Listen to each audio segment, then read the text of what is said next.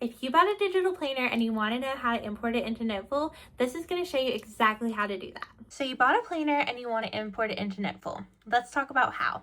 The very first thing that you are going to want to do is make sure that you have a planner downloaded to your Files app. So I have downloaded right here this digital planner that I want to use in Noteful, and I can see right here that it's saved into my Files app.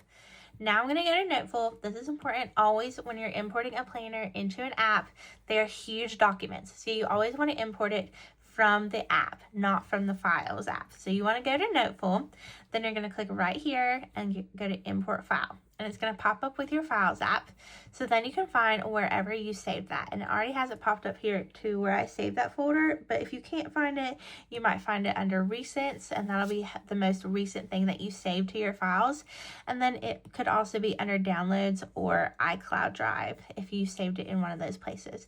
But I saved this one to my Sticker Docs folder. So I'm going to open it, click on it, and then click Open. And then it's going to import, and then it's going to pop up and it's going to show me that document. So now I've imported a planner into Noteful. This works the same exact way for stickers, but I'll show you how to do that in a later video.